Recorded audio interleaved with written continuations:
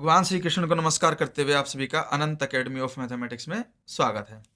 देखिए हमारे पास थ्योरम है एक और, every finitely generated module is a homomorphic image of a finitely generated free module.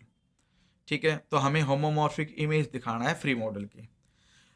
इससे पहले आप एक डेफिनेशन समझिए, रैंक क्या होती है। इसके अंदर डेफिनेशन है the number of elements in any basis of a finitely generated free module M over a commutative ring R with unity is called the rank of M.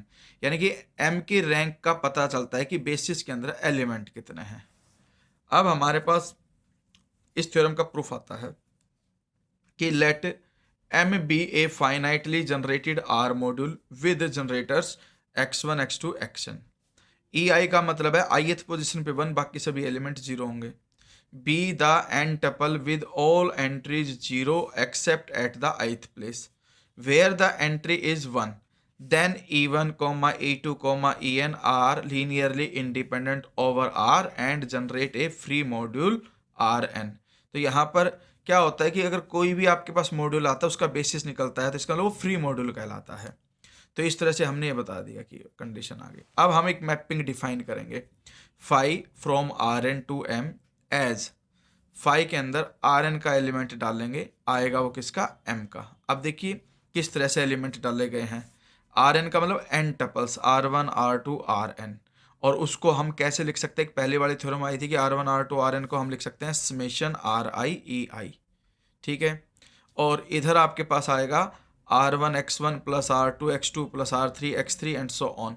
तो ये कंडीशन है, दोनों में से कोई भी एक यूज कर सकते हो आप। Now each element of R n has a unique representation as R one e one R two e two plus में है R n e n, so phi is well defined. तो ये हमारे पास ऑटोमेटिकली वेल डिफाइंड होगा क्योंकि representation जो होती है वो ऑलरेडी यूनिक होती है, कोई दूसरी और होती नहीं है। Phi is homomorphism. अब हम फाई को होमोमॉर्फिज्म शो करेंगे कि x is equal to summation i equal to 1 to n R one e one, और y हमने ले लिया summation R one dash e one, i is equal to 1 to n और r belongs to r। Then x plus y का मतलब इन दोनों summation का addition, और वो इस तरह से होगा ई वन कॉमन आ जाएगा are I plus R I dash और उसका summation i from 1 to n। फिर फाई के अंदर x प्लस वाई डालेंगे तो इसका मतलब समेशन के अंदर इसको लिखेंगे R I plus R I dash X आई।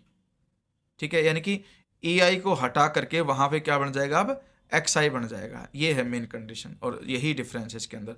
अब एक्स आई अंदर चला जाएगा दोनों के साथ अलग अलग, फिर दोनों का समेशन भी सेपरेट सेपरेट हो जाएगा। ये बन जाएगा फाई एक्स और ये बन जाएगा फाई वाई। तो एक्स प्लस वाई फाई के अंदर लिया, सेपरेट सेपरेट आ गया।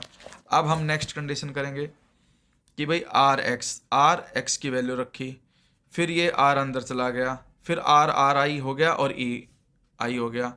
फिर नेक्स्ट स्टेप में हमारे पास आर आर आई है, तो इसका मतलब कंडीशन हमारे पास क्या बनेगी, फाई जैसे ही मैं लगाऊंगा फाई के अंदर आर एक्स रखूंगा तो इसका मतलब यहाँ पर जो ई आई है वो एक्स आई में कन्वर्ट हो जाएगा। समेशन सेम रहेगा, बस ई आई की जगह पे एक्स आई लिखा जाएगा। फिर ये ऐसे हो जाएगा R bar R I X I, फिर ये आर समेशन से भी बाहर आ जाएगा क्योंकि आई की वैल्यू 1 to n है तो आई वाली टर्म अंदर रहेंगी, ये आर बाहर आ जाएगा। और ये जो वैल्यू है ये फाई एक्स की वैल्यू है तो आर बाहर आ गया, फाई एक्स हो गया। 10 phi is an R module homomorphism. अब ऑन टू शो करेंगे, phi is onto let M belongs to M, then there exist R one R two and R n belongs to R such that M is equal to R one x one plus R two x two plus so on करके R n action. ठीक है, M एक element लिया, ये इसके element लिए, वहां पे एक लीनियर कॉम्बिनेशन क्रिएट किया।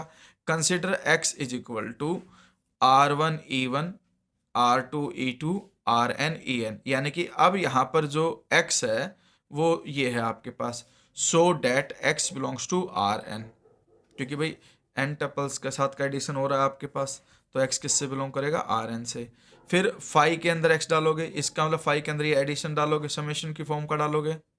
अब नेक्स्ट स्टेप में हमारे पास कंडीशन क्या हो जाती है कि फाई के अंदर जब हम एलिमेंट डालते हैं तो वो ई आई जो है वो एक्स आई में कन्वर्ट हो जाता है, आर आई एक्स आई हो जाएगा, आई फ्रॉम 1 to n। और वो हम स्टार्टिंग में किसके इक्वल लेके चले थे, m के इक्वल। तो हर एक m के लिए आपके पास x आ गया, इसलिए फाई जो है ऑन टू हो गया, and so phi of R n equal to m। Hence m is homomorphic image of R n. तो हमारे पास जो m हो गया वो homomorphic image of R n हो गया, which is a finitely generated free module. और ये हमारे पास फाइनाइटली जनरेटेड फ्री मॉड्यूल होता ही है। एक थ्योरम और जिसमें हमें सब कुछ यही करना है, वो इस तरह से भी रिप्रेजेंट कर सकते हैं, बस उसके साथ दो एक्स्ट्रा लाइनें और जोड़नी पड़ेंगी आपको कि भाई every finitely generated module is isomorphic to a quotient module of a finitely generated free module. तो जब आइसोमॉर्फिक आ जाएगा और कोशेंट मॉड्यूल बोल देंगे तो उसमें पता है क्या करोगे, reproduce the proof of the above theorem, same to same यहां तक आप इस प्रूफ को एज इट इज करोगे ही करोगे। उसके बाद जब ये कंडीशन आ जाए आपके पास, फिर लिख देना hence by fundamental theorem of module homomorphism R n divided by kernel of phi isomorphic to M. So m is isomorphic to a quotient module of a finitely generated free module Rn। यहाँ पर ये theorem खत्म हो गई।